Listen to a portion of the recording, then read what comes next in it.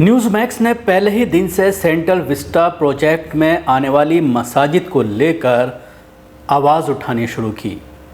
एक एक मस्जिद में जाकर के हालात जानकर आप तक पहुंचाए और उसके साथ ही न्यूज़ मैक्स ने सवाल खड़ा किया कि मुस्लिम तंजीमें, जमातें, उलमा इकराम या जो एक्टिव हैं एडवोकेट्स वगैरह, वो इसको लेकर आवाज़ क्यों नहीं उठा रहे हैं, किस चीज़ का इंतज़ार किया जा रहा है।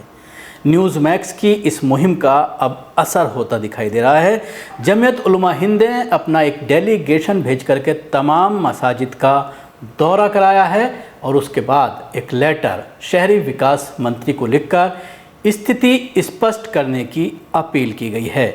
जमीयत उलमा हिंद के राष्ट्रीय अध्यक्ष मौलाना महमूद असद मदनी ने दिल्ली में विस्टा परियोजना के तहत आने वाली मस्जिदों पर चिंता व्यक्त की है। उन्होंने आवास और शहरी मामलों का मंत्रालय भारत सरकार में श्री हरदीप सिंह पुरी को एक पत्र लिखकर मांग की है कि किसी भी हाल में इन मस्जिदों की सुरक्षा सुनिश्चित की जाए। इस संबंध में कोई नकारात्मक रवैया स्वीकार नहीं किया जाएगा और किसी विकल्प की कोई गुंजाइश नहीं है।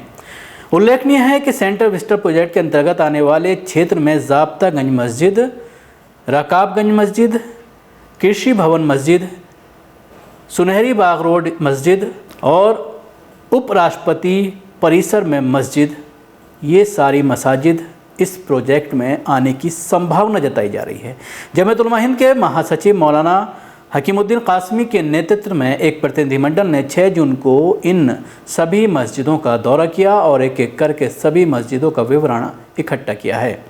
जमीयत उलमा हिंद के अध्यक्ष मौलाना महमूद मदनी ने स्पष्ट रूप से कहा है कि मस्जिदें हमारी प्राचीन विश्व विरासत का हिस्सा हैं, जिन्हें किसी भी हाल में संरक्षित किया जाना चाहिए। यदि वे क्षतिग्रस्त हो जाती हैं तो पूरे विश्व में देश की बदनामी होगी और देश के एक बड़े वर्ग की दिल आज़ारी भी होगी। इसलिए इनकी सुरक्षा के लिए भारत सरकार के पास एक ठोस योजना होनी चाहिए, जिसकी घोषणा वो भी स्पष्टता के साथ करे। पत्र में यह भी कहा गया है कि उपरोक्त चारों मस्जिदें फिलहाल आबाद हैं।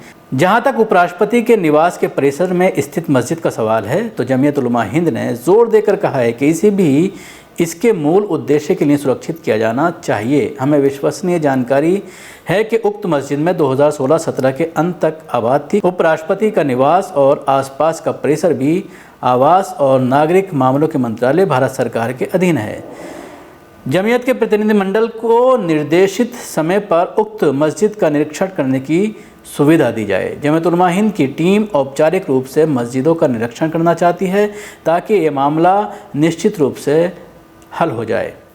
जमीयत उलमा हिंद के प्रतिनिधिमंडल में मौलाना हकीमुद्दीन कासमी के अलावा कारी अब्दुल समी, उपाध्यक्ष जमीयत उलमा हिंद दिल्ली मौलाना ज़ियाउल्लाह कासमी, मौलाना यासीन जहाज़ी और अज़ीमुल्लाह सिद्दीकी शामिल थे।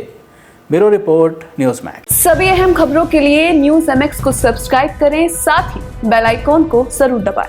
लाइक, शेयर, कमेंट करना ना भूलें।